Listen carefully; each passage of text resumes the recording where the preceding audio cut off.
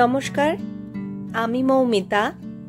আমার কবিতা পাঠ চ্যানেলে আমার সকল শ্রোতা বন্ধু এবং দর্শক বন্ধুকে আন্তরিক শুভকামনা জানিয়ে আজকের গল্প পাঠ শুরু করছি। আজ আমি আপনাদেরকে পড়ে শোনাব প্রতিভা বসুর লেখা একখানি চমৎকার ছোট গল্প। গল্পের নাম মাধবীর জন্য। শুনতে থাকুন আজকের গল্প মাধবীর জন্য। হঠাৎ মাধবীর সঙ্গে আমার দেখা হয়ে গেল। আমি নিউ মার্কেটে ফুল কিনতে গিয়েছিলাম। দেখি একজন ভদ্রমহিলা ওজন নিচ্ছেন দাঁড়িয়ে। ওজন নেবার মতোই বটে। দৈর্ঘ্যে প্রস্থে একজন ভদ্রমহিলা যতখানি বাড়া সম্ভব উনি ঠিক ততখানি বেড়েছেন। আগে লক্ষ্য করিনি, হঠাৎ চোখে পড়ল। সাহেবী পোশাকে সজ্জিত পুরুষটিকে দেখে ওকে তার স্ত্রী ভেবে পাশ কাটিয়ে চলে যাচ্ছিলাম, কিন্তু একটু পরেই বুঝলাম ভদ্রমহিলাটি আমাদেরই মাধবী এবং ভদ্রলোকটি মাধবীর স্বামী। স্তম্ভিত হলাম। হে কি বকুল যে? বা তুমি কোত্থেকে? এই হলো আলাপের সূত্রপাত। কিন্তু শেষ পর্যন্ত মাধবী আমাকে রেহাই দিল না। জোর করে নিয়ে এলো ওর বাড়িতে। বলল, আমার কথা তোমাকে শুনতেই হবে। আমি যে একটা অমানুষ বা পাষণ্ড নই সে কথা তোমার জানা দরকার। বাড়িটি বেশ একতলা ছোট বাড়ি, সাজানো গুছানো, মাধবীর নিখুঁত হাতের ছাপ সর্বত্র। বছর দশেকের একটি মেয়েকে ও নিয়ে এলো। মাসিমাকে প্রণাম করো লক্ষ্মী, প্রণাম করো। আমি দুই চোখ মেলে লক্ষ্মীকে দেখতে লাগলাম বলে ভুল হয়, গিলতে লাগলাম। আমার চোখের তলায় দাঁড়িয়ে লক্ষ্মী অস্বস্তিতে মরে যেতে লাগলো। অবশেষে দুই হাতে ওকে কোলের উপর টেনে এনে অজস্র অজস্র চুমো খেয়ে বললাম, ওকে তো আমার কিছু দেওয়া উচিত না মাধবী? আমি হলাম মাসিমা। হাত থেকে অতি প্রিয় এবং অতি দামি একমাত্র গহনা আমার হীরের আংটিটি ওর কচি নরম আঙুলে পরিয়ে দিলাম। নলনল করতে লাগলো। মাধবী রাগ করতে লাগলো, কিন্তু তবু আমি কিছুতেই তা খুলে নিলাম না। মাধবীর নতুন স্বামীটি দেখলাম বেশ ভালো মানুষ। চা খেতে খেতে সামান্য আলাপ হলো। কথাবার্তায় অতিশয় ভদ্র এবং মার্জিত। চা খেয়েই উনি কোথায় বেরিয়ে গেলেন। মাধবী এবার ঘনিয়ে বসল কাছে। লক্ষ্মী, যাও তো বাবা, তোর মাসির সঙ্গে আমার কথা আছে। আমার বুকের মধ্যে ঢিপ ঢিপ করতে লাগলো। কি বলবে মাধবী? কি কথা আছে ওর? তুমি নিশ্চয়ই ভয়ানক অবাক হয়েছ। মাথা নেড়ে বললাম, বলাই বাহুল্য। তবে যে কিছু জিজ্ঞেস করছো না? কিছু একটা হয়েছে। নেহাত উদাসীনভাবেই কথাটা এড়াবার চেষ্টা করলাম। তোমার কি মনে হয়?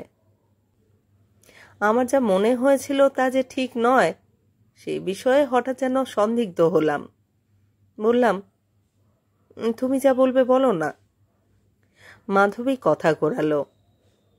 আমার স্বামীকে তোমার কেমন লাগলো? ভালোই তো। কে বেশি ভালো, অশোক না এই ভদ্রলোক? এর নামটা আমার সয় না। শুনলে ভিতরে ভিতরে বিশ্রী রকমের একটা যন্ত্রণা হয়।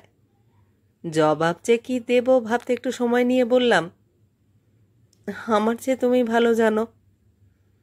মাধবী একটু চুপ করে থেকে বলল, তোমার সঙ্গে আমার প্রায় 10 বছর পরে দেখা। এই বছরে যদি আমার স্বামীর মৃত্যু হয়ে থাকে তা কি খুব আশ্চর্য?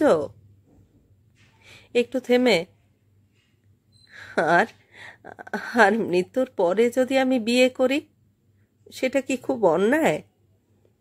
মাধবীর কথার ধরনে প্রথমে যে বিষয়ে আমি চিন্তিত হয়েছিলাম তা ধূলিসাৎ হলো। অশোকের মৃত্যু যে আমার পক্ষে বেদনাদায়ক হবে এ বিষয়ে আমি নিঃসন্দেহ ছিলাম, কিন্তু সে বেদনা যে এত গভীরেও নাড়া দিতে পারে তা আমি জানতাম না। অনেকদিন আগেকার আর একটা দুঃখের স্বাদ মনে পড়ল। নতুন করে অভিভূত হলাম। মুখ নিচু করে জিজ্ঞেস করলাম, কি হয়েছিল ওর? খুব সম্ভব যক্ষা। যক্ষা? বোধ হয়। মুখ তুলে বললাম, বোধ হয় কেন? অসুখটা কি তা কি শেষ পর্যন্ত জানা যায়নি? শেষ পর্যন্ত আমি জানি নে, কেননা আমার যখন সন্দেহ হতে শুরু হলো তখনই আমি ওকে পরিত্যাগ করে আসি। পরিত্যাগ? কথাটা আমার মুখ থেকে যেন সঙ্গে সঙ্গে খসে পড়ল। তবে যে তুমি বললে অশোকের মৃত্যু হয়েছিল। পরিহাস করেছি।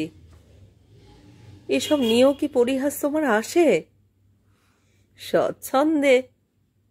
আমাকে নিয়েই বা অশোক কম পরিহাসটা করল কি? অশোক বেঁচে আছে? তাই তো জানি। নড়ে চড়ে বসলাম সহজ হয়ে। তবে ওর জীবদ্দশায় ওর মেয়েকে তুমি পেলে কি করে? সেটুকু দয়া করবার উদারতা ও শেষ পর্যন্ত দেখিয়েছিল আমাকে। নিঃশ্বাস ফেলে নীরবে বসে রইলাম। মাধবী বলতে লাগলো, জানো, অশোকের সঙ্গে বিয়ে হবার পরই আমি স্পষ্টই বুঝতে পারলাম মাঙা আর জুড়বে না, তালি আর টিকবে না। খুব অবাক হবে এবং বিশ্বাসও করবে না হয়তো যে বিয়ের পরে পুরো 4 বছর আমরা একসঙ্গে ছিলাম, কিন্তু একদিনের জন্যও আমরা একসঙ্গে শুইনি। প্রত্যেক রাত্রে একই ঘরে পাশাপাশি খাটে দুজন দুজনের নিঃশ্বাস শুনতে শুনতে ঘুমিয়ে পড়েছি। একদিন জানো, আমি সারা রাত কেঁদেছিলাম, আর সারা রাত চুপ করে বসে ও আমার মাথায় হাত বুলিয়ে দিয়েছিল।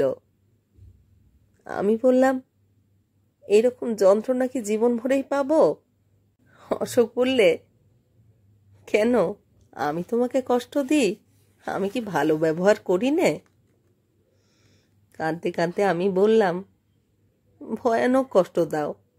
ভালোই যদি বাসবেই না, তবে কেন এরকম করলে? অশোক বিষণ্ণ মুখে বলল, মাধবী, আমি লম্পট, আমি পাপিষ্ট, কিন্তু আমারও তো হৃদয় আছে, আমারও তো সুখ দুঃখের অনুভূতি আছে, অনুতাপ আছে। কয়েকটা দিন অন্তত আমাকে তুমি ভিক্ষা দাও, একলা থাকার অবসর দাও। 2 হাতে মুখ ঢেকে উপুড় হয়েও কাঁদতে লাগলো পাগলের মতো। আমি হাত ধরে উঠিয়ে বসালাম, শান্ত করলাম, বললাম, অশোক, আর আমি তোমাকে পীড়ন করব না। যেদিন মনে পড়বে আমার কথা, সেই দিনই তুমি আমার কাছে এসো, আমাকে ডেকো, কিন্তু দায়ে পড়ে ভালোবাসার ভান দেখিও না, সে আমার সইবে না। তারপর দিনই আমি মার কাছে চলে এলাম। টানা 6 মাস ছিলাম, কিন্তু তবুও সে আমাকে ডাকলো না। ফিরে যেতে সে লিখেছিল, কিন্তু আমি জানতাম সেটা তার একান্তই আত্মসম্মান বজায় রাখবার জন্যে। স্ত্রীকে পিত্রালয়ে ফেলে রাখতে তার রুচিতে বেঁধেছিল। আমি ফিরে গিয়ে তার একটুও পরিবর্তন দেখলাম না। তবে শেষ পর্যন্ত অপেক্ষা করতে পারলে কি হতো জানি নে, কেননা শেষের দিকে আমাকে যেন ও ভালোবাসতে শুরু করেছিল মনে হতো। কিন্তু আমি তার অবসর দিলাম না। অনেকদিন এমন হয়েছে যে শুতে এসে দেখেছি আমার বিছানায় শুয়ে শুয়ে সে মেয়ে নিয়ে খেলা করছে। বলেছি, ওঠো, এবার আমি শোবো। হাত দিয়ে নিজের পাশে দেখিয়ে দিয়েছে, শো না। দেখ, আমি অমনি প্রতিবাদ করেছি, তবে কিন্তু মেয়ে নিয়ে চলে যাব। অনায়াসে। সাংঘাতিক ঠান্ডাভাবে আমি জবাব দিয়েছি। ইস, অশোক হেসে বলেছে, মেয়ে যদি সত্যি নিয়ে যায় তখন আর ফুটুনি খাটবে না। তার চেয়ে লক্ষ্মী মাঝখানে শুয়ে থাক, আমি আর তুমি দুপাশে শুয়ে থাকি। পাগল। আমি আমলেই আনিনি কথাটা। নিঃশ্বাস ফেলেও উঠে গেছে নিজের বিছানায়। আর আমি শুয়ে শুয়ে চিন্তা করেছি, কেন আমার এই প্রতিশোধ নেবার দুরন্ত অভিলাষ। বিবেক বলেছে এত দম্ভ ভালো নয়, কিন্তু তবু আমি নিজেকে খর্ব করে ওর ডাকে সাড়া দিতে পারিনি। কেননা এটুকু আমি স্পষ্টই বুঝতে পারতাম, এখনো সম্পূর্ণভাবে তোমাকে ভোলেনি। ক্ষতের উপর সামান্য একটা প্রলেপ পড়েছে মাত্র, আর সেই প্রলেপটি হচ্ছে আমার সন্তান।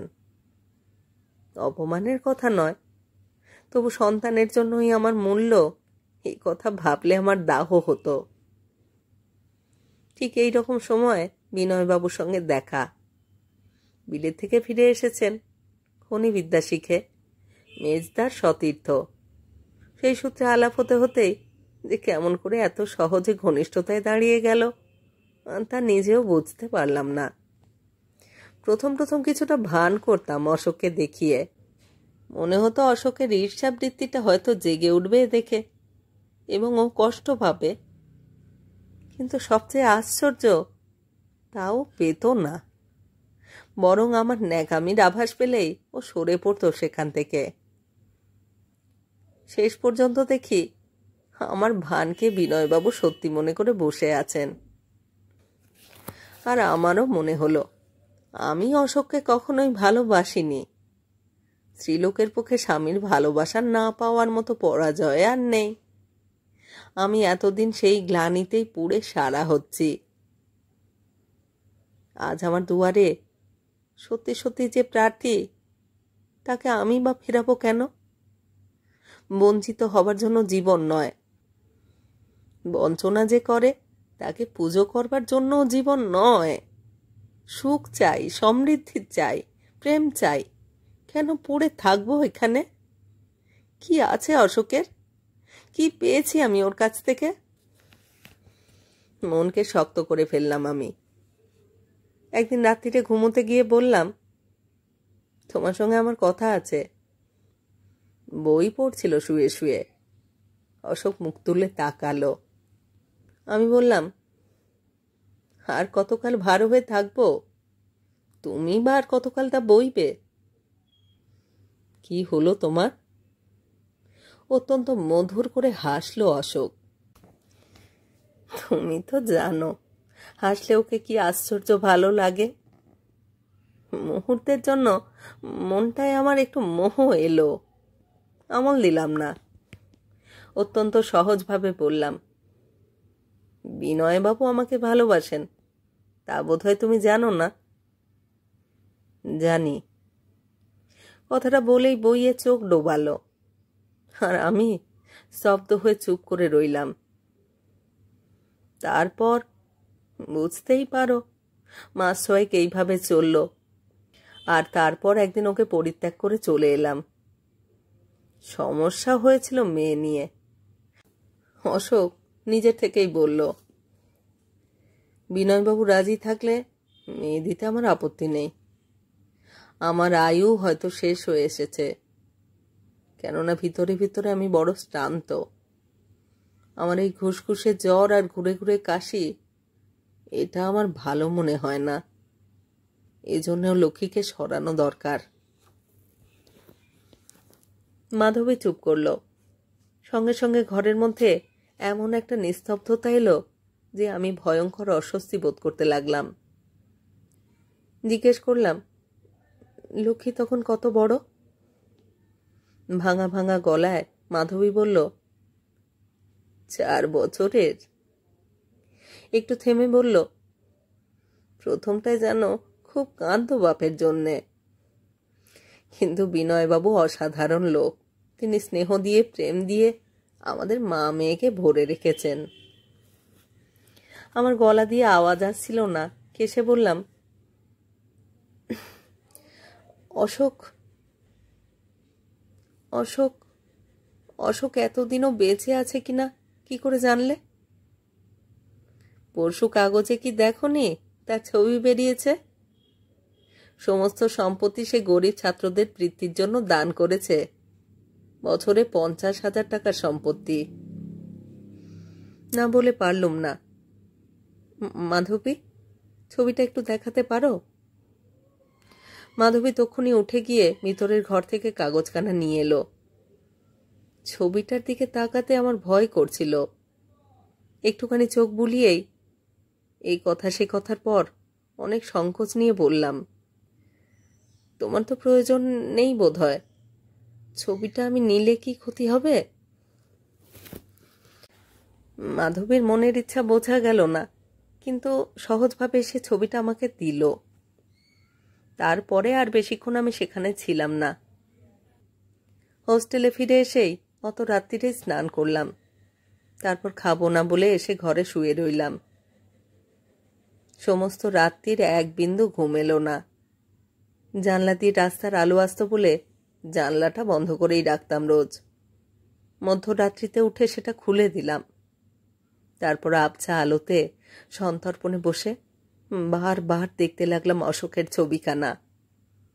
ছবিখানা বোধহয় বর্তমান চেহারার, তাই এমন বিবর্ণ বিষণ্ণ।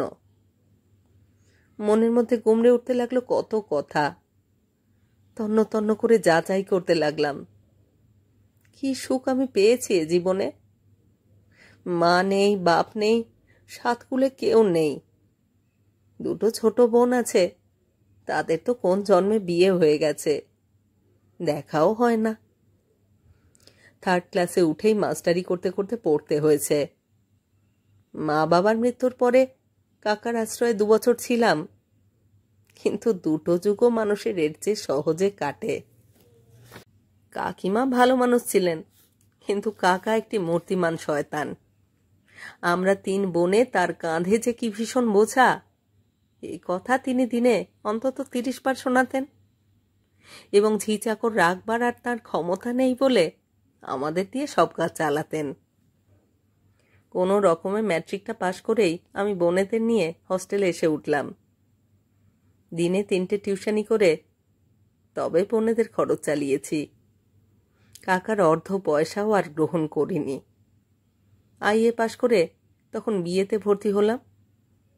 তখন আমার বন্ধুত্ব হয় মাধবীর সঙ্গে। সে বন্ধুত্ব এমন প্রকারও হয়েছিল যে মাধবীর মা বাবার সঙ্গেও শেষ পর্যন্ত আমার একটা সম্বন্ধ হয়ে গেল। আমি তখন 22 বছরের মেয়ে, বিদ্যাসাগর কলেজে 3rd ইয়ারে পড়ি। সেই হোস্টেলেই বোনেদের নিয়ে থাকি এবং সকাল সন্ধ্যা 2টো টিউশনি করি।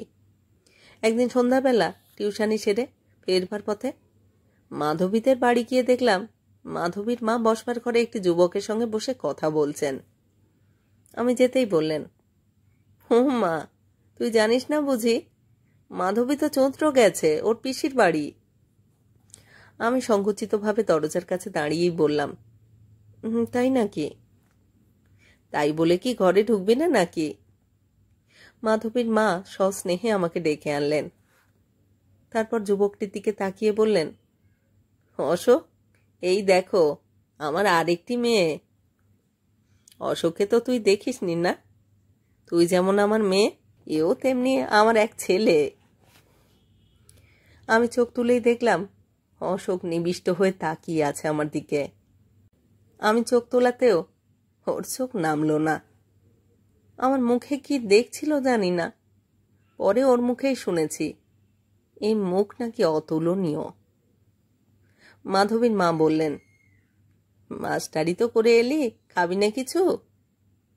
জড়সড় হয়ে বললাম, না মাসিমা, 8টার মধ্যে আমাদের ফিরতে হয় জানেন তো। ও, তা 8টার এখনো ঢের দেরি। মাসিমা কথা শুনলেন না, খাবার আনতে উঠে গেলেন। অশোক আমাকে বলল, আপনার কথা মাধবীর কাছে অনেক শুনেছি। মৃদু হেসে চুপ করে রইলাম।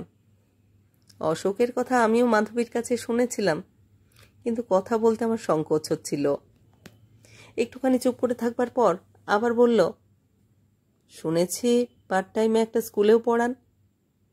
এখনো তো দেখছি পড়িয়েই এলেন, এত পেরে ওঠেন আপনি? আমি সকণ্ঠে জবাব দিলাম, না পেরে উপায় কি? কেন? অতিশয় অসঙ্গত এই প্রশ্ন, উচিত ছিল রাগ করা, কিন্তু ওর চোখের দিকে তাকিয়ে রাগ করতে পারলুম না। ঈষৎ হেসে বললুম, যদি জানতেই চান তাহলে শুনুন, আরও দুটি ছোট বোন আছে আমার। ও। অশোক চুপ করে গেল। আমিও আর কথা বললুম না। মাধবীর মা এলেন খাবার নিয়ে। এ কি অশোক, তুমি যে বড় চুপচাপ, বকুলের সঙ্গে বুঝি কিছুতেই জমাতে পারছো না? অশোক মৃদু হাসল। মাধবীর মা এসে আমার দিকে তাকিয়ে বললেন, চেনা অচেনার বালাই তোর দেখিনি কখনো, আজ কিন্তু তোকে খুব সমীহ করছে অশোক। হঠাৎ আমাদের চোখাচোখি হয়ে গেল এ কথার পরে। মাধবীদের বাড়ি থেকে আমাদের হস্টেল মিনিট 10 রাস্তা। অশোক আমাকে এগিয়ে দিয়ে গেল। ফিরে যাবার সময় বলল, আশা করি আবার আপনার দেখা পাব। আপনি তো এখানে থাকেন না। থাকি না বটে, কিন্তু আসি প্রায় রোজই। তাছাড়া সম্প্রতি দিন কয়েক তো এখানেই আছি। আসুন না এর মধ্যে আর একদিন। আচ্ছা। নমস্কার করে বিদায় নিলাম। অবিবাহিত যুবক দেখলেই আমার তার সম্বন্ধে কৌতূহল হয়, কেননা সম্প্রতি আমার বোনের বিয়ে দেবার কথা ভাবছিলাম আমি। এদের 2 বোনের বিয়ে দিয়ে উঠতে পারলে আমার অনেকটা কষ্টের লাঘব হয়। ছোটটি 15 বছরের, 3rd ক্লাসে পড়ছিল, কিন্তু তার উপরেরটি 17 তো হলো। বিয়ের পক্ষে এমন সুন্দর বয়স আর নেই, সবে কুঁড়ি ফুটেছে। মাঝে মাঝে ওকে ঠাট্টা করে দেখেছি, ও খুব উপভোগ করে। 1st ইয়ারে পড়ছিল, একটা টিউশনিও করে। নিজে এত কষ্ট করছি বলে ওর কষ্টটা আমার লাগে বেশি। আমি বড়, দায়িত্ব আমার, ওকে কেন কষ্ট করতে দেব? বাণী তা শোনে না, তাই আমি ভেবেছি ওকে এখনই বিয়ে দিয়ে দেব। বাণী বলে, বিয়ে তো দেবে, কিন্তু পয়সা পাবে কোথায়? কথাটা ভাববার মতোই, কিন্তু এমনও তো মানুষ আছে যারা পয়সা নেয় না। তাছাড়া মার গহনা আমরা কিছু পেয়েছিলাম, সাবেকি, তাই শুধুই সোনা। 3 বোনেরটা দিয়ে 1 বোনকে নিশ্চয়ই পার করা যাবে। বাণী বলে, নিজের কথা তো তুমি ভাবোই না, কিন্তু রানীকেও তো বিয়ে দিতে হবে। ও, রানী? রানীর জন্য ভাবনা নেই, ও বড় হতে হতে আমি বিয়েটা পাশ করে একটা ভালো চাকরি পাবই, তারপর না খেয়ে টাকা জমাবো। বাণী ভবিষ্যৎ শুনে হাসে। অশোককে দেখে আমার মনে কেমন একটা আশা হলো। পরের দিন মাধবীকে কলেজে বললাম কথাটা। আমার যদি অন্তর্দৃষ্টি থাকতো তবে আমি দেখতাম মাধবীর মুখ সাদা দেখাচ্ছে, কিন্তু আমি নিজের চিন্তাতেই বিভোর। মাধবী বলল, খেয়ে পেয়েছিস? বাপের 1 ছেলে, বাড়ি গাড়ি দাসদাসী নিয়ে মশগুল, সে কি আর অনাদনি উদারতা দেখাবে? ভয়ানক আঘাত লাগলো মাধবীর কথায়। চাপতে চেষ্টা করা সত্ত্বেও আমার মুখ গম্ভীর হলো, না বলে পারলাম না। অনাথ মানে? রাস্তার ভিখিরিও নয়, কারোর কৃপা প্রার্থীও নয়। মাধবী অপ্রস্তুত হলো, যদিও কিছু না ভেবে ফস করে কথাটা বলে ফেলেছিল, তবু আমার মর্মমূলে তা এমন বিদ্ধ হয়ে গেল যে মাধবী অনেকবার ক্ষমা চেয়েও তা আর উপড়ে আনতে পারল না। বুঝতে পারল আমার মন মেঘমুক্ত করা সহজ হবে না, তাই হয়তো ভাবল মার হাতে ফেলে দেওয়াই বুদ্ধিমানের কাজ। অগত্যা পরের দিন ওদের বাড়িতে খাবার নিমন্ত্রণ করে চলে গেল বিষণ্ণ মনে। আবার আমার অশোকের সঙ্গে দেখা হলো। প্রায় সমস্ত দিনটাই ওখানে কাটিয়ে যখন হোস্টেলে ফিরে এলাম, তখন কেবলই মনে হতে লাগলো, এত তাড়াতাড়ি দিন কাটলো কেমন করে? আর আমি বা শিগগির চলে এলাম কেন? ঘর থেকে ঘরে, বারান্দা থেকে বারান্দায়, জানলা থেকে জানলায় এমন চঞ্চল পায়ে ঘুরে বেড়াতে লাগলাম যে হস্টেলের প্রত্যেকটি মানুষ আমার ভাবান্তরে অবাক হয়েছে রইল। বড় মানুষের ছেলেদের সাধারণত যা হয়ে থাকে, অশোকেরও ঠিক তাই হয়েছিল। বাপ মাইকার ব্যবসা করে প্রচুর অর্থ উপার্জন করেছিলেন। চেহারা ভালো আর বাপের টাকা আছে, এটাই তো শ্রেষ্ঠ গুণ। উপরন্তু ওর বিশ্ববিদ্যালয়ের ডিগ্রি ছিল বলে যে কোনো যুবতী মেয়ের মায়ের মনোহরণ করে বহু মেয়ে নিয়ে খেলবার একটা অনায়াস অবকাশও পেয়েছিল। আমাদের মাধবী তখন ওর নতুনতম আবিষ্কার। ঠিক এই সময়ই আমাদের দেখা। কি যে নেশা হলো জানি না। আমি ওকে প্রশ্রয় দিলাম এবং কয়েকদিনের মধ্যেই এমন হলো যে দেখা না হলে আমাদের আর দিন কাটত না। প্রথম প্রথম মাধবীদের ওখানেই চলছিল, কিন্তু সেটা সুবিধের হলো না। শেষে কোনোদিন গড়ের মাঠে, কোনোদিন সিনেমায়, কোনোদিন গঙ্গার ধারে, কখনো বা ট্যাক্সিতে, এই করে দিন কাটতে লাগলো। মাসখানেক পরে ও একদিন বলল, বকুল, আমাকে কি তোমার কখনোই খারাপ লোক মনে হয়েছে? নিঃসংশয়ে বললাম, না। আমাকে ভালো করে জানবার অবকাশ তুমি পাওনি, তাই তোমাকে যেদিন আমি প্রথম দেখলাম সেদিনই মনে হয়েছিল আর সকলের মতো এ অবকাশ তোমাকে দিতে পারবো না। আমার মধ্যে যা মেকি তা সমস্তই এবার পুড়ে যাবে তোমার উত্তাপে। অনেকে অনেক কিছু বলতে পারে, যদি শোনো মন খারাপ করো না। তোমার কাছে যে রূপ সেই তো আমার আসল। কথা বলতে বলতে ও কেমন বিষণ্ণ হয়ে গেল। আমি বললাম, তুমি কি ভাবো আমার মন এতই কাঁচা? লোকের চোখ দিয়েই আমি যাচাই করব তোমাকে? হতেও তো পারে। কখনোই না। আচ্ছা ধরো, কোনো সূত্রে যদি জানতে পারো যে আমি ছদ্মবেশে একটি শয়তান। থামো থামো, আমি বলে উঠলাম, আর বিনয়ে কাজ নেই। তাছাড়া শয়তানকেও তো মানুষে ভালোবেসে ফেলতে পারে। জানো না রবীন্দ্রনাথের কথা, খোকা বলেই ভালোবাসি, ভালো বলেই নয়। ও বলল, তবু আমি আশ্বাস পাচ্ছি না বকুল। বকুল, তুমি বিশ্বাস করো, আমি তোমাকে ঠকাইনি। আমি সমস্ত মনে প্রাণে তোমাকে গ্রহণ করেছি। এমন ব্যাকুলতা ছিল কথাগুলোতে যে আমি বলবার কিছু খুঁজে পেলাম না। চুপ করে বসে রইলাম অনেকক্ষণ। তারপর ফিরে এলাম হস্টেলে। তার দিন কয়েক পরে একটু বিষণ্ণ মুখে বলল, বকুল, আমাকে বোধহয় শিগগিরই বাইরে যেতে হবে। কেন? বাবার বাত হয়েছে, ডাক্তার তাকে নিয়ে পুরী যেতে বললেন। ও। আমার এই সংক্ষিপ্ত জবাবে ও সুখী হলো না। একটু অপেক্ষা করে বলল, আর কিছু বলছো না যে? কি বলবো? কেন, বলবার কি কিছুই নেই? মৃদু হাসলাম, জবাব দিলাম না। না না, ওরকম বিমর্ষ হলে চলবে না। অধীর আগ্রহে ও আমার হাত ধরে নাড়া দিল। আমি বললাম, খবরটা কি আমার পক্ষে খুব হর্ষ করবার মতো? ও তাই? একটু থেমে, কিন্তু দুঃখ করবারও বোধ হয় কিছু নেই, কি বলো? তোমাকে তো কম জ্বালাইনি আমি কিছুদিন। নাও নাও, ছেলে মানুষই করো না। প্রায় ধমকে উঠলাম।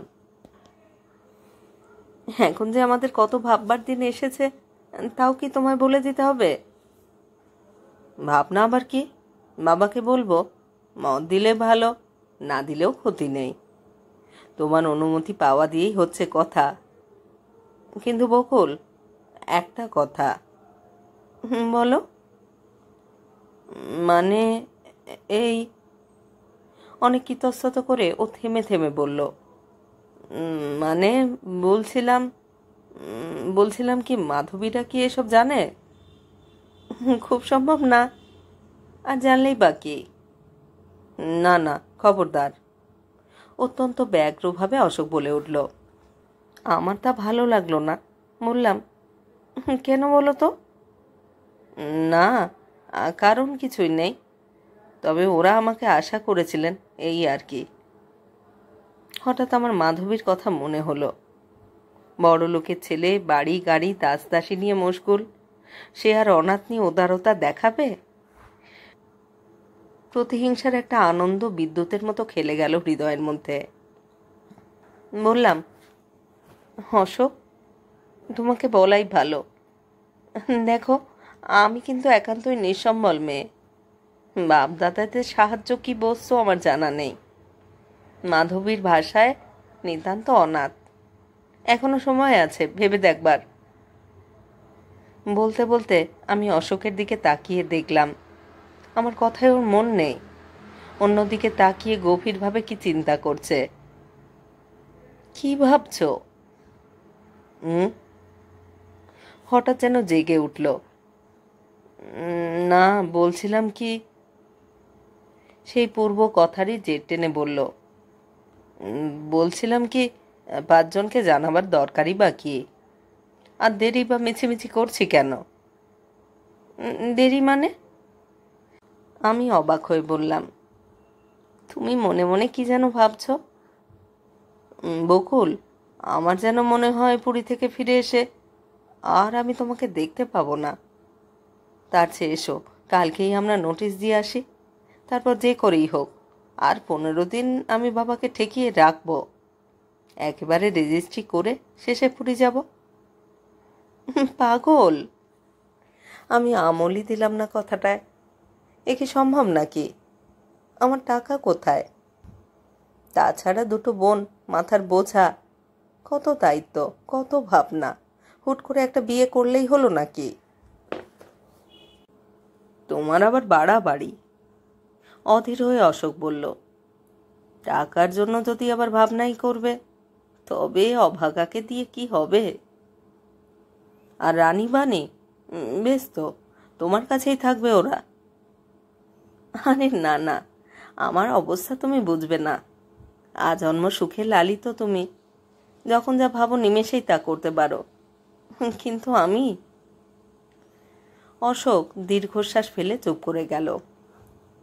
তার 2 দিন পরে ও পুরী চলে গিয়েছিল। যাবার আগে 1 মাস ওকে নিয়ে আমি এমন মত্ত হয়েছিলাম যে অন্যদিকে মন দেবার আমার অবকাশ ছিল না। মাধবী কলেজে আসতো না, শুনেছিলাম ওর অসুখ। একবার মনে হলো খুব অন্যায় করেছি। সেই তিনি বিকেলে টিউশনির পরে ওকে দেখতে গেলাম। গিয়ে দেখলাম বাড়ি ফাঁকা। শুনলাম আজ প্রায় 15 দিন ওরা কোথায় গেছে, কবে ফিরবে তাও কেউ জানে না। মনে মনে যেন কেমন একটা মুক্তি পেলাম। আমার কেবলই ভয় হচ্ছিল, ওরা বুঝি সব জেনে ফেলেছে। ওদের দেখা না পেয়ে দুঃখিত হবার অবকাশ আর আমার হলো না। অশোক গিয়ে আমাকে রোজ 1খানা করে চিঠি লিখতে লাগলো। জীবনে চিঠি লেখা বা পাওয়া কি বস্তু তা আমার অভিজ্ঞতায় এই প্রথম। আমি পেরে উঠতাম না ওর সঙ্গে। শেষে 1.5 মাস পরে মনে হতে লাগলো, এখনো যদি অশোক ফিরে না আসে আমি বুঝি চলেই যাব ওখানে। দিন আর কাটে না, রাত্রে ঘুমোতে পারিনি। লিখলাম, অশোক, তুমি তখন যা বলেছিলে তাতে সম্মত না হয়ে ভুল করেছি। চিরটা দিন কেবল ভেবে ভেবেই আমার স্বভাব খারাপ হয়ে গেছে। সব বিষয়েই আমার ভাবনার বাড়াবাড়ি। তুমি নেই, এখন তো আমার দিন কাটেন না। তুমি কি আরও আমাকে কষ্ট দেবে? এর 10 পরেই ও ফিরে এলো কলকাতায়। দেখা হতেই বলল, মুকুল, বাবা কিন্তু খুব খুশি হয়েছেন। একদিন তোমাকে যেতে হবে বাবার কাছে। আর ওর ইচ্ছে বিয়েটা হিন্দু মতে হয়। মুখে বললাম, ভালোই তো। কিন্তু মনে মনে চিন্তা এলো, আমার বিয়ে আমাকেই যেখানে দিতে হচ্ছে সেখানে রেজিস্ট্রি উৎকৃষ্ট পন্থা। কোথায় নেব বাড়ি? কে আসবে কনে সাজাতে? কে করবে সম্প্রদান? কে কিনবে দান সামগ্রী? এসব বিলাস কি আমাদের মতো নিঃস্ব মেয়ের জন্যে? হিন্দু মতে বিবাহ ব্যাপারটাই আসলে বড় লোকের জন্যে, যাদের টাকা এত বেশি আছে যে খরচ না করলে আর ধরছে না ঘরে, তাদের জন্যে। তা নয়তো 1 রাত্রির একটা সামান্য আমোদের জন্য হাজারে হাজারে টাকা কি করে মানুষ অকাতরে খরচ করতে পারে? অশোক বললে, আজকে ধরো আষাঢ় মাসের 27, শ্রাবণ মাসের 18 তারিখেই একটা বিয়ের দিন আছে। ওরে বাবা, একেবারে দেখছি তারিখও মুখস্থ করে এসেছ। তবে কি, তোমার কি এখনো আরো কিছু ভাবতে হবে নাকি? ভাবনার অবসান তো করেই ছিলাম। হেসে হেসে সত্যি কথাটাই বললাম। নতুন করে বাবার খোরাক তো তুমিই জোগালে। কেন বলো তো? মারে, হিন্দু মতে বিয়ে, সে কি একটা সামান্য কথা? কোথায় রে বাড়ি, কোথায় রে টাকা, কোনো লাঠি, কোনো ছাতা, বাসন কোসন। নাও নাও, ভারী তোমার গরম। দৈন না দেখিয়ে কাজের কথা শোনো তো। কাল রোববার, সকালবেলা আমি আবার আসব। তোমাকে নিয়ে যাব আমাদের বাড়ি। রানীবানিও যাবে। আহা, ওদের আর কেন? ও বেচারারা এখনো জানে দিদি তাদের জন্যই ব্যবস্থা করছে।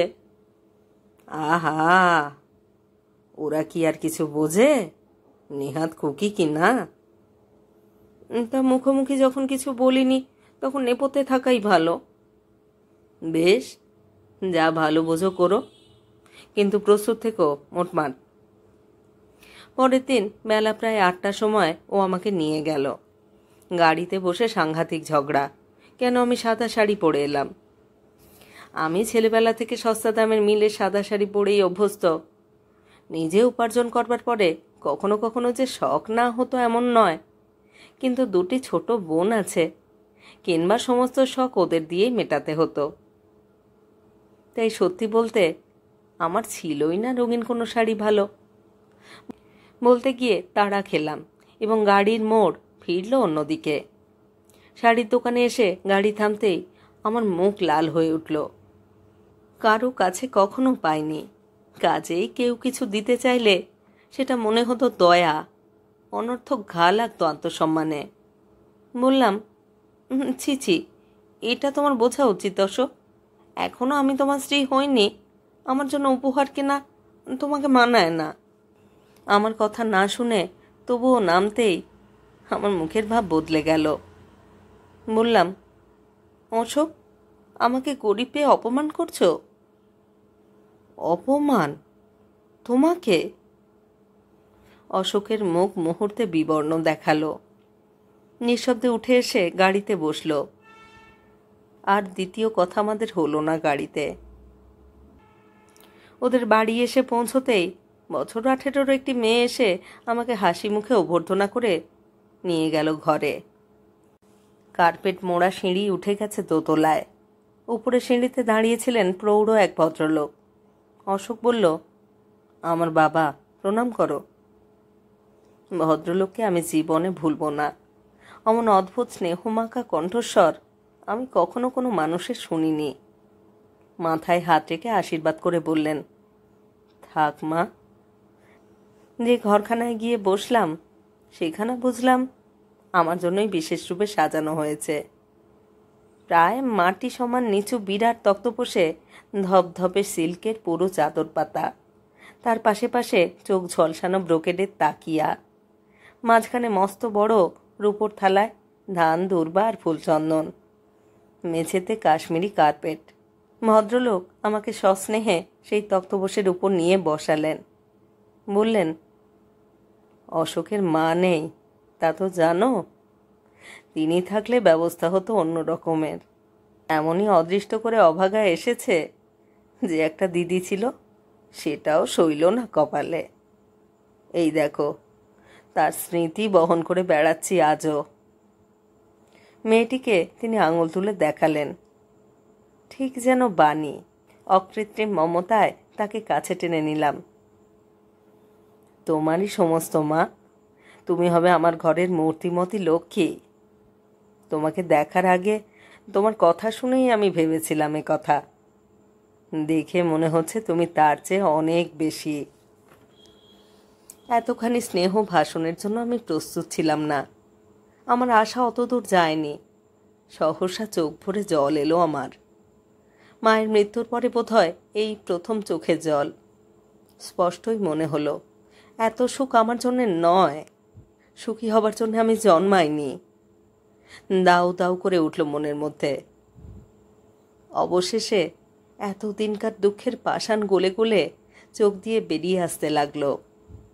অশোক অবাক হয়ে তাকিয়ে রইল আমার দিকে, আর ওর বাবা হাত বুলোতে লাগলেন মাথায়। একটু শান্ত হয়ে উনি আমাকে একজোড়া জড়োয়া কঙ্কন আর এক ছড়া সোনার হার দিয়ে আশীর্বাদ করলেন এবং একখানা মোহর দিলেন হাতে। ফেরবার পথে অশোক বলল, তুমি অত কাঁদলে কেন? কাঁদবো না? তোমার বাবা আমাকে অত আদর করলেন। আদর কি এর আগে কখনো পেয়েছি আমি? সংসারে কি আমার জন্য আদর আছে? পাগলি। অশোক ঝুঁকে পড়ল আমার মুখের ওপর। এই প্রথম এবং এই শেষ ও আমার সঙ্গে একটু অসংযত ব্যবহার করল এবং আমিও প্রশ্রয় দিলাম। হস্টেলের দরজায় নেমে প্রথমেই সেই কঙ্কন আর হার ছড়া খুলে ভিতরে এলাম। কেউ জানতেই পারল না। কিন্তু আগুন কি ছাই চাপা থাকে? সেই সন্ধ্যাবেলা আমাদের হোস্টেল সুপারিনটেনডেন্ট আমাকে তার ঘরে ডেকে নিয়ে গিয়ে বললেন, বকুল, এসব কি শুনি? কি শোনেন? তুমি নাকি একজন যুবকের সঙ্গে প্রণয় করেছ। এরকম অপরিণামদর্শী হলে তার জন্য যথেষ্ট দুঃখ ভোগ করতে হয় শেষে, তা জানো?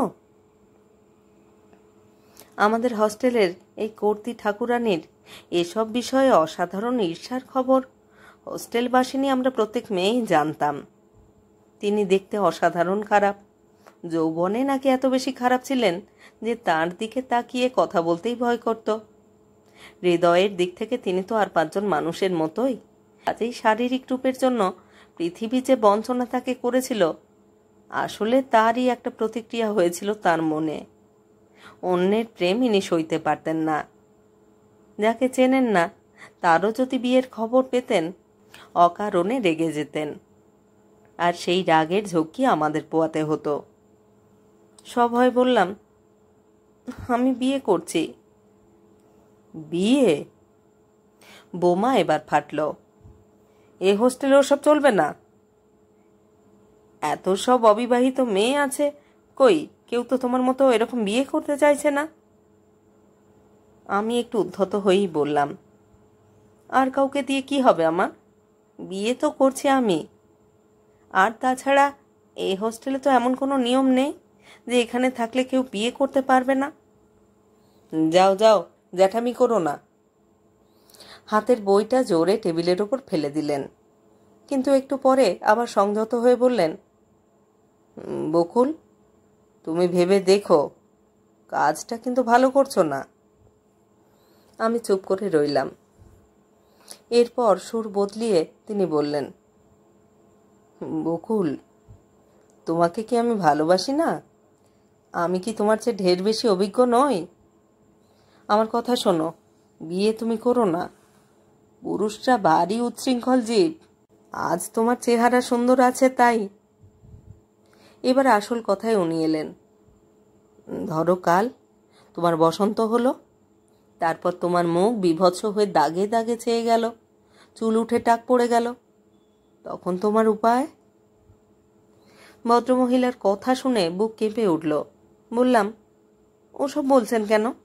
আপনার অসুবিধে করে আমি হোস্টেলে থাকবো না, আমি কালই চলে যাব। না না, চটো কেন? আহা, চটো কেন? উনি দাঁত বের করে হঠাৎ হাসতে লাগলেন। পরের দিন ভোরেই উঠে বেরিয়ে গিয়ে ফোন করলাম অশোককে। দেখা হতেই সব বললাম। তবে উপায়? অশোকের মুখ শুকিয়ে গেল। বললাম, ভয় পাচ্ছ কেন? আমি আপাতত আমার কাকার বাড়িতে গিয়ে উঠি। এর মধ্যে তুমি আমার জন্য একটা বাড়ির খোঁজ করো 1 মাসের জন্যে। আজকে দেখো 29 তারিখ, আর কটা দিনই বা আছে, কেটে যাবে। কোন পাড়ায় বাড়ি নেব? হস্টেলের কাছেই নেওয়া ভালো, কেননা আমার তো বন্ধু বান্ধবরাই সব। ওদের যেখানে সুবিধে সেখানে থাকাই ভালো। ফিরে এসে রানী বাণীকে জিনিসপত্র গোছাতে বলে যারা বিশেষ বন্ধু ছিল তাদের ডেকে বললাম সমস্ত কথা। মুহূর্তে হস্টেলটি সরগরম হয়ে উঠল। কেউ উলু দিতে লাগলো, কেউ গান ধরল, কেউ বা তবলা বাজায়। বেলা 12টার সময় এমন মারাত্মক গণ্ডগোল আরম্ভ হলো, দেখি আশেপাশের বাড়ির জানলায় সব জোড়া জোড়া চোখ। উত্তেজনা থামলে বললাম, কিন্তু আমাকে যে এখন হস্টেল ছাড়তে হচ্ছে। কেন? বোঝই তো, পুষ্প আমার সহপাঠিনীও বটে, বন্ধুত্ব তার সঙ্গে বেশি। সে চটে উঠল, ইস, হস্টেল কি সুললিতা ব্যানার্জির একচেটে সম্পত্তি?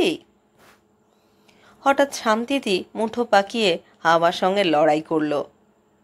শোনো মিস ব্যানার্জি, মা বাপের মর্জি, তাই করি সজ্জি, তোমারও নাম হতো যদি হিড়িম্বা হস্তিনী কিংবা জগজগদম্বা, মিলতো স্বনাম। সবাই শুনে হা হা করে হেসে উঠল সব একযোগে। আমি বললাম, শান্তিদি, কাজের কথা শোনো, ওর সঙ্গে ঝগড়া করে এখানে থাকা আমার ভালো মনে হয় না। আজ আমি বরং কাকার বাড়ি চলে যাই, কাল ভোরে তুমি আর পুষ্প হস্টেলে অপেক্ষা করো, 3 জন মিলে একটা বাড়ি খুঁজে বার করব। পুষ্প খুনোখুনি করতে লাগলো, খেপেছিস নাকি? অত মিনিমুখো হয়ে অন্যায় সহ্য করে তুই চলে যাবি? না না, তা হবে না। অনেক বলে কয়ে শান্ত করলাম, আর তার কয়েক ঘন্টা পরেই আমার শান্তির আবাস চিরতরে ভেঙে ফেলে বেরিয়ে এলাম রাস্তায়। 3 বছর পরে আবার কাকার সঙ্গে দেখা। বাইরের ঘরে বসেছিলেন, ট্যাক্সি থামতেই হুঁকো হাতে এগিয়ে এলেন। এ কি তোরা যে? হাসি মুখে বললাম, এলাম। বলেই ব্যাগ থেকে 2খানা 10 টাকার নোট বার করে কাকার হাতে দিয়ে বললাম, ট্যাক্সির ভাড়াটা চুকিয়ে টাকাটা আপনার কাছেই রেখে দেবেন। কাকা ইঙ্গিত বুঝে খুশি হয়ে অভ্যর্থনা করলেন, যা যা যা, ভিতরে যা, এতদিনে মনে পড়ল। তারপরের কয়েকটা দিন অবর্ণনীয়। সমস্ত দিন ঘোরাঘুরি, জিনিসপত্র কেনা, বাড়িঘর ঠিক করা। টাকাটাও আমার, পরিশ্রমটাও আমার। তবু কাকাকে শিখণ্ডী রূপে দাঁড় করিয়ে রাখতে হতো। আমার নতুন বাড়ি ঝমঝম করতে লাগলো, আর এতদিনের সমস্ত সঞ্চয় আমি 2 হাতে উড়িয়ে দিলাম মনের আনন্দে। বিয়ের 3 দিন আগে অশোক বলল, চলো, তোমাকে নিয়ে আংটি কিনতে যাব। বেরুলাম দুজনে। এখানে ওখানে ঘুরে আংটি কেনা হলো। গাড়িতে বসে ও আমার হাতে আঙুলে পরিয়ে দিল। হেসে বললাম, হীরের আংটি দিয়ে ভালোই করলে, প্রয়োজন হলে আত্মহত্যা করা সহজ হবে। ফেরবার পথে হস্টেলে নামলাম। যেতেই শান্তিদি বললে, আজ 2 দিন ধরে মাধবীর বাড়ি থেকে তোকে এমন জরুরি ডেকে পাঠাচ্ছে কেন রে? মাধবীরা এসেছে? নিশ্চয়ই, নয়তো ডেকে পাঠাবে কেন? তবে তো আজই যাওয়া উচিত আমার। পুষ্প বলল, আরে বস বস। না ভাই, মরবার সময় নেই আমার। গেলাম মাধবীদের বাড়ি। বসবার ঘর পার হয়ে খাবার ঘরে ঢুকতেই মাধবীর সঙ্গে চোখাচোখি। কোথায় গিয়েছিলি তোরা? উৎসাহ ভরে কাঁধে হাত দিলাম। মাধবী নিষ্পন্দ। কি হয়েছে তোর? বলেই মুখের দিকে তাকিয়ে দেখলাম ওকে আর মাধবী বলে চেনাই যায় না। অমন সুন্দর লাবণ্য ভরা মুখময় কে যেন দোয়াতের কালি ঢেলে দিয়েছে। একখানা রঙিন খতরের চাদরে সমস্ত দেহ আবৃত করে অতিশয় নিচু স্বরে বলল, তোমার সঙ্গে আমার কথা আছে, আমার ঘরে এসো।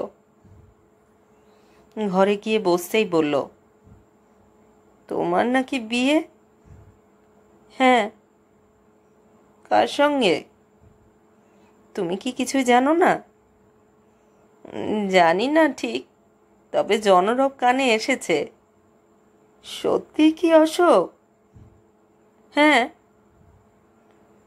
অশোক তোমাকে বিয়ে করছে? আপাতত তো তাই ঠিক। অশোক কি কখনো বিয়ে পর্যন্ত এগোয়? আমি অসহিষ্ণু হয়ে বললাম, এসব বলে এখন লাভ কি মাধবী? যা হচ্ছে তার ফিরবে না।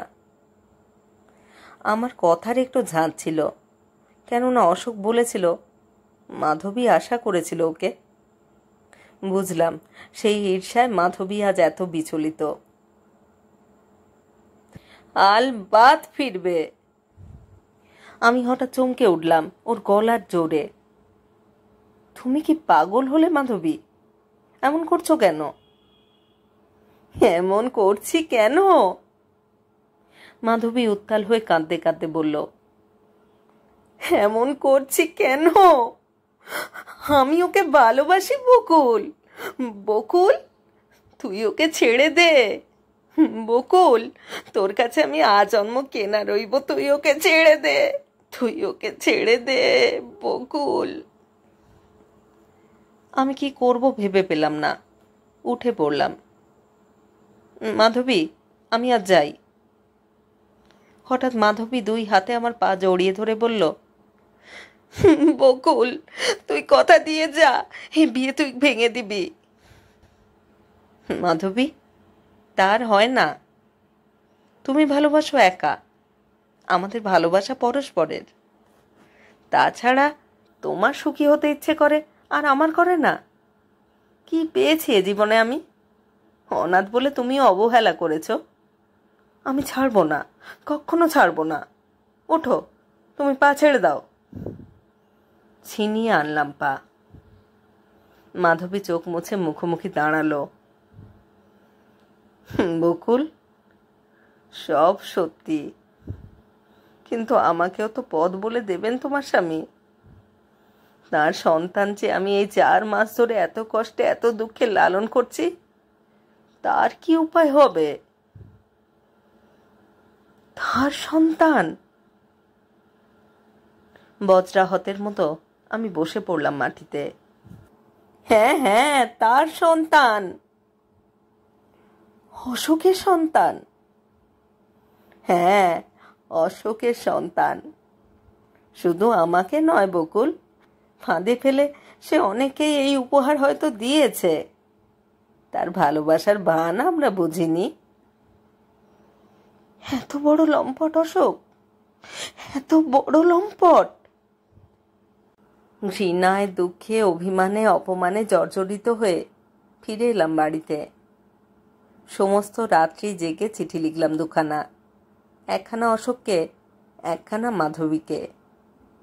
পরের দিন ভোর হতেই তার ডাকে ফেলে বেরিয়ে এলাম বাড়ি থেকে। ট্রামে, বাসে, রিক্সাতে সমস্ত দিন কি করে যে কাটলো জানি না। এ লজ্জা আমি রাখবো কোথায়? কি কৈফিয়ত দেব সকলকে? বাড়ি ফিরলাম 4টেতে। ফিরেই শুনলাম অশোক প্রায় ঘন্টা 2 বসে আছে আমার জন্যে। কি করি? ইচ্ছা ছিল না দেখা করবার, কিন্তু ছোট বোনেদের সামনে সিন করতে পারলাম না। আমি যেতেই অশোক মাথা নিচু করল। বললাম, আমার চিঠি পাননি? পেয়েছি। তবে এসেছেন যে? পাপ করেছি আমি, কিন্তু তার প্রায়শ্চিত্ত কি তুমিও করবে? আমি করব কেন?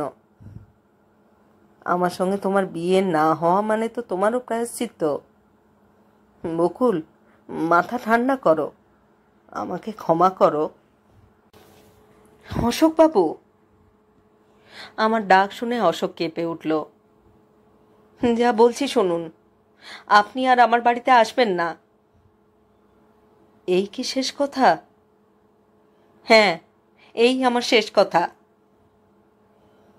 অশোক বেরিয়ে গেল বিবর্ণ মুখে। মাধবীকে বিয়ে করতেও বাধ্য হয়েছিল শেষ পর্যন্ত। আমি সেই সময় ময়মনসিংহে কাজ জোগাড় করে চলে এসেছিলাম। অশোকের বাবার দেওয়া সেই জড়োয়া কঙ্কন আর হার আমি আশীর্বাদ পাঠিয়েছিলাম মাধবীকে। হীরের আংটিটি পারিনি খুলতে। কত রাত্রে, কত দিনে, কত নিরালা অবকাশে এই আংটিটা আমাকে দুঃখ দিয়েছে, তবু খুলিনি। মৃত মানুষের চিহ্ন যেমন তার সন্তান, এই আংটিটাও আমার কাছে তেমনি ছিল। আজকে দিয়ে এলাম অশোকের সন্তানকে সেটা।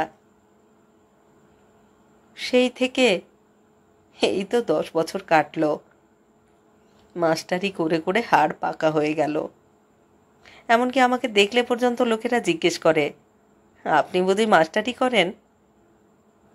তবু কেন পোড়া জায়গায় চাপ দিলে গা বেরিয়ে আসে। কিন্তু অশোক কেমন আছে এখন? কে ওর সেবা করে? কি নিষ্ঠুর মাধবী! ভাবছি কাল একবার অশোককে দেখতে যাব।